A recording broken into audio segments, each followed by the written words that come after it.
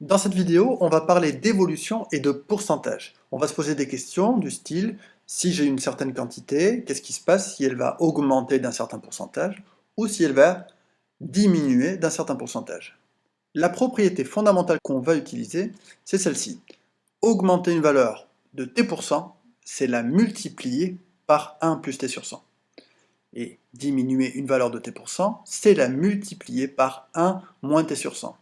Moralité, augmenter ou diminuer une valeur d'un certain pourcentage, ça revient à la multiplier par un seul nombre. Voyons deux petits exemples. Un objet coûte 22 €, son prix augmente de 15%. Quel est le nouveau prix? J'ai le petit schéma. Le prix initial, c'est 22 €. J'ai une certaine augmentation et je cherche le prix final. Je vais utiliser le fait que j'ai une augmentation de 15%. Et augmenter de 15%, c'est multiplier par 1 plus 15 sur 100. C'est-à-dire, je vais multiplier par 1,15.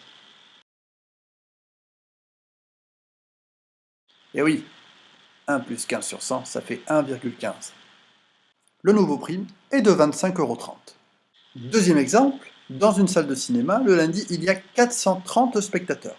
Le mardi, le nombre de spectateurs a diminué de 20%. Combien y a-t-il de spectateurs? Je refais mon schéma. Le lundi, j'en ai 430.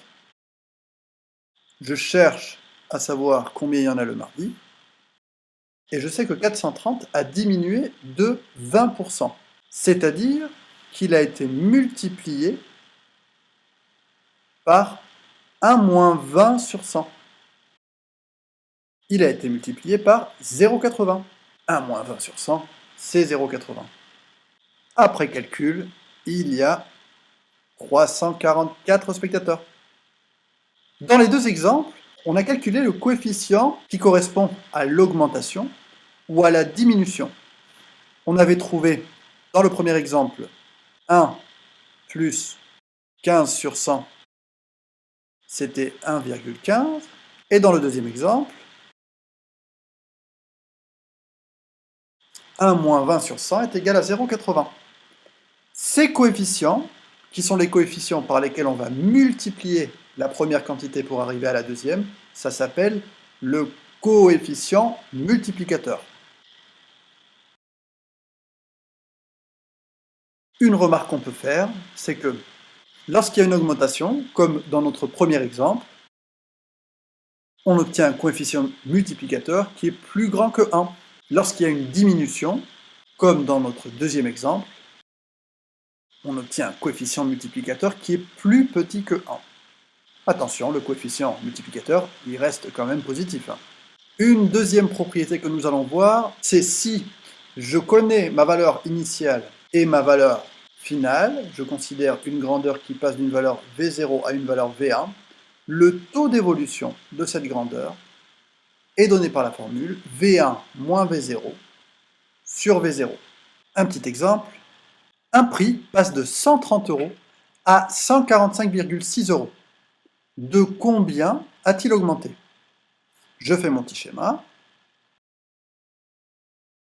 Je suis passé de 130 jusqu'à 145,6. J'ai donc eu une augmentation.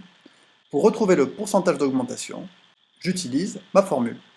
145,6 moins 130, le tout sur 130, ça fait 0,12, qui, en pourcentage, c'est 12%. Ça veut dire que la quantité, elle a augmenté de 12%. Je peux vérifier, si je fais 130 fois 1,12, je retrouve mon 145,6. Dans ce cas-là, lors d'une augmentation, je vais trouver un taux d'évolution qui va être positif, et lorsqu'il y a une diminution, je vais trouver un taux d'évolution qui va être négatif.